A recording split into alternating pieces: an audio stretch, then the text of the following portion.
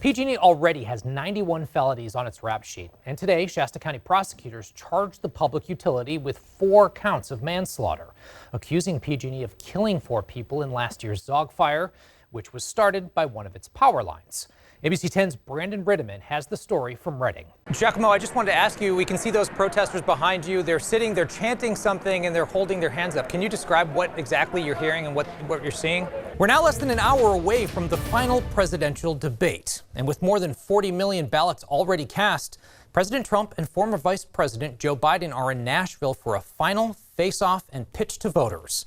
So let's go live now to ABC's Marcy Gonzalez. She's in Nashville at Belmont University. Hi, Marcy. These are new cases as reported by the state in Sacramento County. And this is where we ran into that backlog.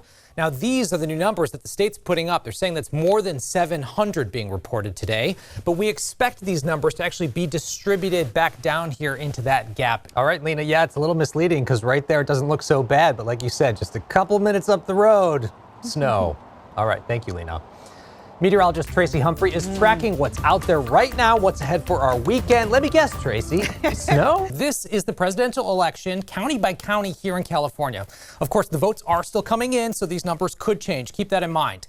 But right now, Biden is winning with 65.3% of the vote to Trump's 32.9%. I like a little extra testosterone. Oh, my pleasure. Anytime I can bring that. Yeah, right? So we're talking Thanksgiving. We're only 6 days away, of course. I can't believe that that's already the thing. But we're talking about favorite foods. Yes. We were talking about it yesterday. Favorite? It caused quite a controversy in the newsroom. We were talking about stuffing. I think it's cultural. When you said cornbread stuffing, that's my new favorite.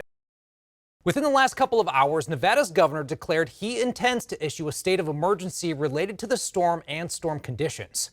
This declaration will allow Nevada state officials to order cars on Highway 50, Highway 207, and Highway 28 to turn around and head back into Nevada. They say this will help prevent drivers from becoming stranded overnight on the roadways, potentially running out of gas in sub-freezing temperatures without access to emergency services. We reached out to Governor Newsom's office and just heard back from Cal OES, who says they continue to monitor the situation. Now, these are the conditions that we've been seeing all day. Bumper-to-bumper traffic on Highway 50. And we've also seen major traffic backups today on I-80, just hours after the interstate reopened to essential travel only. Keep in mind, people have been trying to get home after these roads were closed for days due to our record snow. And we have live team coverage tonight. ABC 10 meteorologist Carly Gomez is tracking that incoming snow and rain in the valley.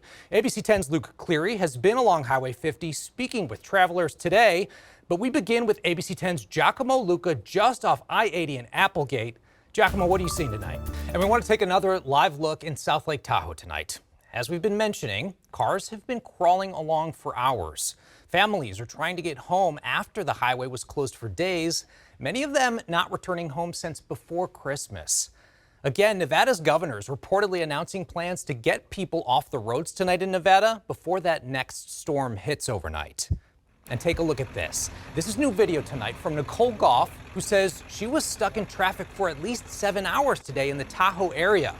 She shot this video showing a semi-truck trying to cut through the mess, creating its own lane in the process. Again, officials are stressing that if you do not need to travel through the Sierra tonight, do not do it. ABC 10's Luke Cleary was along Highway 50 today, looking at the conditions there. And I'm Mike Duffy. Thank you for joining us. We're tracking several big stories about the impact of the pandemic.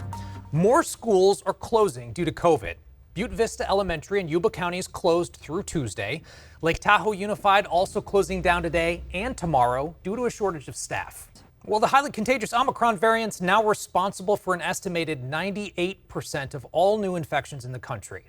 On average, more than 20,000 virus-positive Americans are being hospitalized every day. And to help ease the burden on overwhelmed hospitals, 1,000 military doctors and nurses will be deployed to 6 states next week. As long as we have tens of millions of people who will not get vaccinated, we're going to have full hospitals and needless deaths. Hopeful news in this Omicron surge is that new research that has not yet been peer-reviewed shows the variant may be less severe than Delta, suggesting those infected with Omicron are 91% less likely to die from the virus. They're also half as likely to be hospitalized and have shorter hospital stays. Today, I checked in with a local infectious disease expert, and I learned that there could be a light at the end of the tunnel. It was surprising to me. I sat down with Dr. Dean Blumberg at UC Davis to get your COVID questions answered. Or previous infection. Now, as you might imagine, there is still some debate when it comes to Omicron's peak. Well, Dr. Blumberg there believes that we've already peaked in California. Sacramento County health officials say that they expect it to peak here between late January and early February. And more potential good signs on COVID coming from wastewater. Yeah, you heard that right. Officials in Santa Clara County first detected Omicron in wastewater, and ongoing surveillance now shows a dip in cases. Unfortunately, they're not seeing a reduction yet in hospitals, but that should follow. All right, well, the Smithsonian Institute says that the history of brunch in the U.S. goes back to the 1930s. Brunch hit it big as movie stars traveled across the country by train on their way to California. They would stop in Chicago between trains for a late morning meal, usually served at hotels, since other places were closed on Sundays. Restaurants later hopped on the bandwagon, serving brunch with signature cocktails, and we all appreciate that. Now that you know a little bit about brunch in the U.S., let's bring in our lead race and culture reporter, Candace Red. She's showing us how brunch has transformed to bring women of color together. Hi, Candace. Mike, good evening. I'm here at the beautiful Emeralds Bay, and we've seen the smoke clear just in the last couple of hours especially. This is something of a dividing line between evacuation zones. North of here, people living on both sides of 89 are now allowed to return home. South of here, however, only people living on the east side or lakeside are now allowed to return to something of a normal life now that they're no longer under evacuation orders, and that's where I've been talking to people today.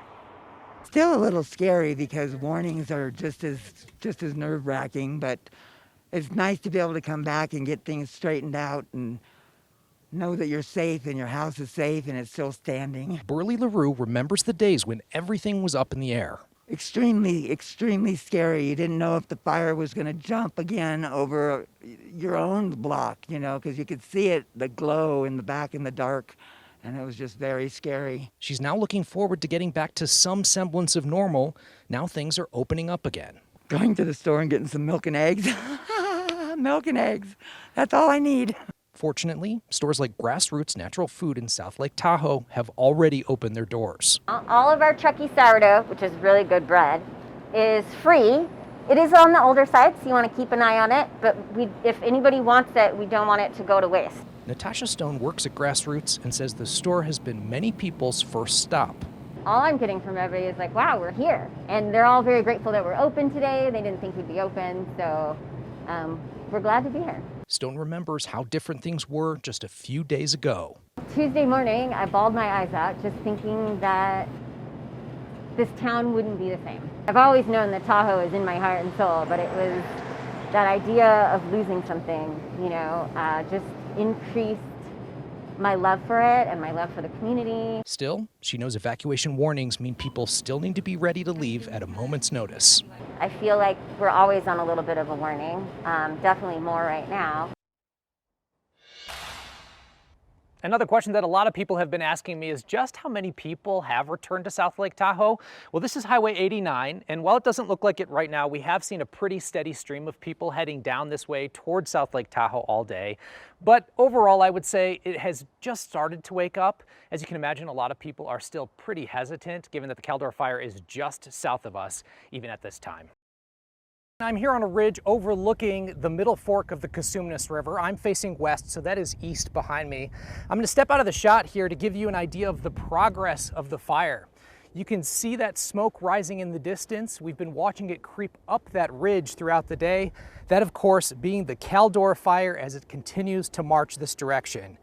We're standing right now on the property of Matthew Dean, and he lives here in Somerset. He actually feels fortunate because he hasn't been forced to evacuate yet. He's had the past few days to work on preparing his home, and he considers himself lucky because his home is still standing. But the bigger tragedy is going on. There are people who've already lost their homes, and they may have no insurance.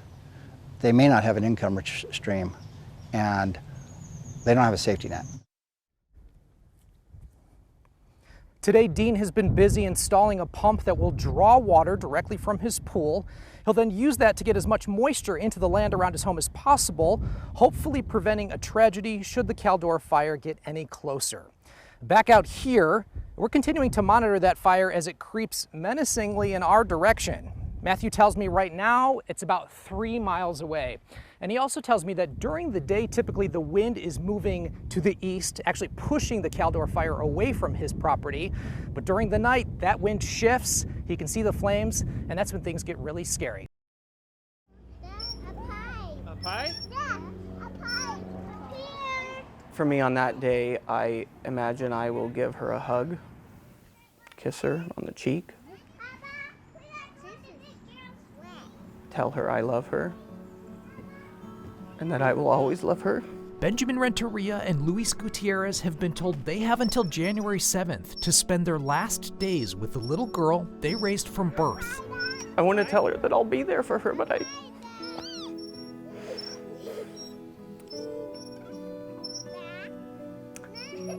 can't be. Because it's not legal. We don't have any legal standing, so. But how do you explain that to a 3-year-old? Court documents say the girl was removed after her birth mother tested positive for methamphetamine during pregnancy and a potentially unsafe living situation. The girl was placed by Solano County in the home of Ben and Louise in February 2019, just 6 days after she was born, umbilical cord still attached. They also have another fully adopted daughter, Leela. The Solano County Department of Health and Social Services recommended the girl's birth parents not receive family reunification services, and that the next hearing be scheduled for termination of parental rights. 5 minutes before court, we were told that that was not a viable option. The Superior Court of Solano County Juvenile Division pushed termination of parental rights back 6 months in order to provide reunification services. Then the court pushed it to 12 months, then 18, then beyond. According to Ben and Luis, Solano County gave a variety of reasons for delaying, like the birth mom had been making progress, she needed interpreter services, and they needed more time finding Spanish-speaking resources. Ben and Luis also say they were treated differently by Solano County during the process because they're a same-sex couple. I don't think that any of this would be happening if we were not a gay couple. I think the original plan for us to adopt her, the plan that was proposed to us in the beginning, I think that that probably would have actually gone through. They report what they say were microaggressions from Solano County they believe were related to their same-sex status. We had a social worker who oversaw the case for 2 years who asked us, why do we want a girl? She has boys on her caseload that she'd like us to have, like kind of insinuating maybe we'd be willing to trade, like we're talking about property or baseball cards instead of a child.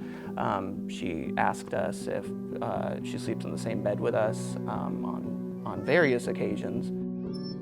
ABC 10 reached out to Solano County Health and Social Services for comment about this case. They say while California law prohibits them from commenting on specifics of juvenile dependency cases, Solano County does not discriminate on the basis of sexual orientation or any other protected class. Foster parents are selected based on their ability to meet the need of the child being placed. They also say, for a child who is under the age of 3 when removed, a parent can receive up to 6 months of reunification services initially. However, depending on the parent's progress and other factors, services can be extended for a period of up to 24 months. If a recommendation is contested, that time can be further delayed as the case awaits trial. As of January 2022, the little girl had been with Ben and Louise and their daughter Lila her entire life, nearly 3 years. But in August 2021, it seemed to Ben and Louise that all their stress, turmoil, time, and financial hardship had finally paid off. Solano County Superior Court notified them a hearing had been set for November, at which time the court would terminate parental rights and a plan of adoption would begin. But the girl's birth mother appealed Solano County's decision. The First Appellate District Court overturned Solano County, saying, based on the evidence Solano County presented, the girl must go live with her birth mother. They cited evidence from Solano County, saying the record shows that the birth mother complied with her case plan. She completed her parenting education program, maintained stable housing for over 2 years, and never tested positive for methamphetamine on her drug tests. ABC 10 reached out to the birth mother's attorney, who said since it's a child welfare case, neither she nor the birth mother were at liberty to make a statement.